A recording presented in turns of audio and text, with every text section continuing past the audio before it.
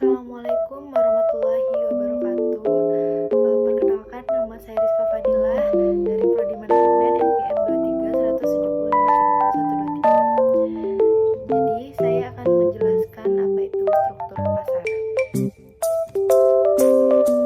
Definisi dan pengertian yaitu pembentukan harga seimbang tergantung kepada apa yang terjadi dengan permintaan dan penawaran di pasar.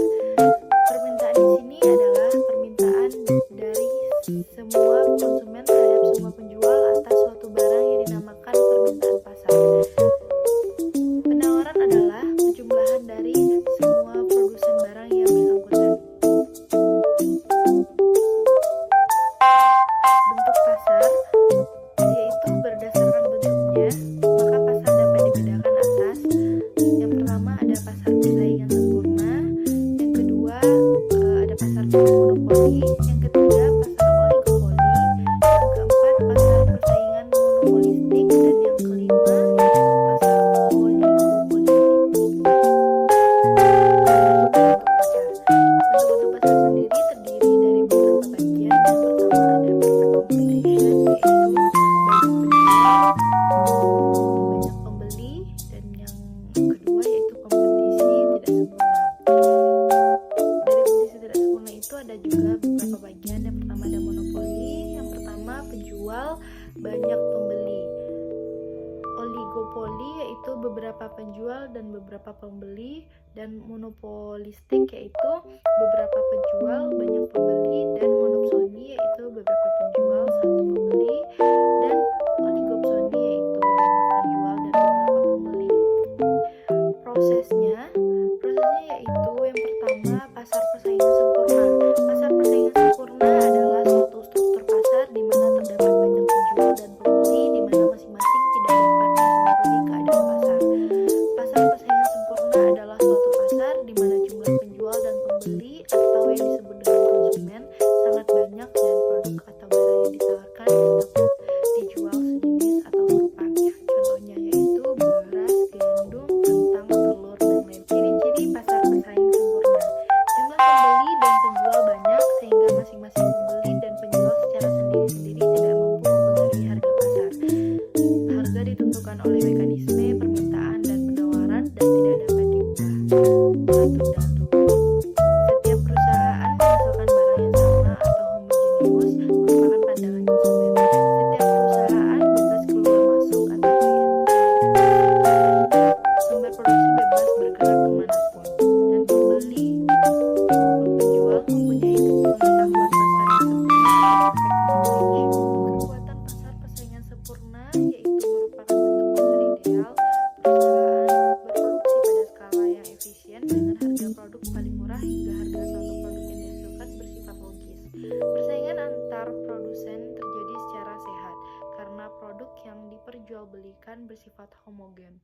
Output maksimum yaitu memberikan kemakmuran yang maksimal karena satu harga jual yang termurah, dan yang kedua jumlah output paling banyak sehingga rasio output per penduduk maksimal. Yang ketiga yaitu masyarakat berusaha menyediakan hidup yang nyaman dan berkelanjutan.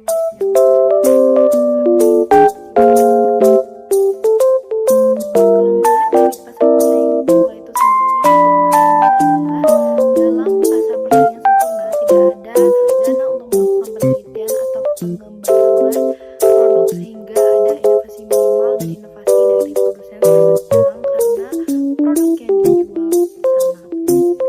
Berikutnya yaitu pembeli mengalami keterbatasan dalam memilih barang atau jasa karena produk yang dijual adalah sama dan kualitasnya juga sama. Dan selanjutnya adalah pekerja cenderung menerima upah atau gaji rendah. Lanjut, seringkali ada ketidakseimbangan dalam distribusi pendapatan dari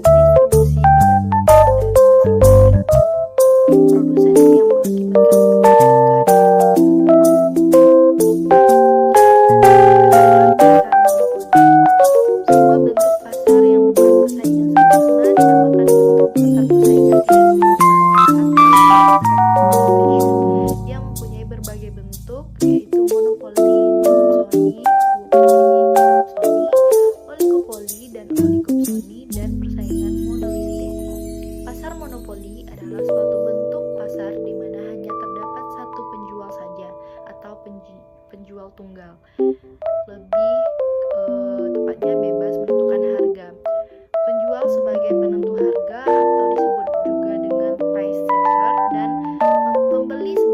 price taker. Contohnya yaitu seperti PLN, Pertamina, Bagasari, dan sebagainya. Pasar monopoli memiliki beberapa ciri, di antaranya yaitu di dalamnya hanya terdapat satu penjual namun pembelinya banyak. Selanjutnya yaitu tidak terdapat seorang pihak yaitu produsen lain yang bisa memproduksi produk substitusi. Berikutnya yaitu pembeli atau konsumen hanya memiliki satu pilihan, tidak ada pilihan lainnya. Dan yang terakhir yaitu penentu harga adalah produsen itu sendiri, karena produsen berhak untuk menentukan harga. Yang ketiga yaitu pasar oligopoli. Pasar oligopoli merupakan salah satu bentuk pasar yang dimana dikuasai oleh beberapa penjual atau konsumen saja. Masing-masing penjual memiliki pengaruh atas harga-harga tertentu, tetapi tidak sebesar pengaruh penjual monopolis. Ada saling ketergantungan antara perusahaan yang satu dengan perusahaan yang lainnya. Jenis-jenis oligopoli. Adapun dari jenis-jenis oligopoli itu adalah yang pertama oligopoli dengan kerjasama, dan yang kedua oligopoli tanpa kerjasama. Oligopoli dengan kerjasama yaitu apabila perusahaan yang ada dalam industri bersepakat untuk melakukan kerjasama, misalnya yaitu dalam hal penentuan harga maupun jumlah produksi. Yang kedua yaitu oligopoli tanpa kerjasama, yaitu apabila perusahaan yang ada dalam industri tidak melakukan kesepakatan atau kerjasama. Yang keempat, pasar persaingan monopolistik. Ada unsur monopoli dan unsur persaingan sifat pada persaingan monopolistik. Jumlah pembeli dan penjual agak banyak sehingga masing-masing perusahaan mempunyai pengaruh atas harga meskipun tidak besar.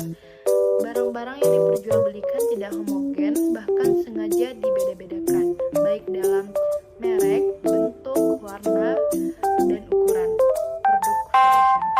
Walaupun mutunya sama, merek memegang peranan penting untuk memikat konsumen, walaupun untuk itu memerlukan tambahan biaya, akan tetapi selama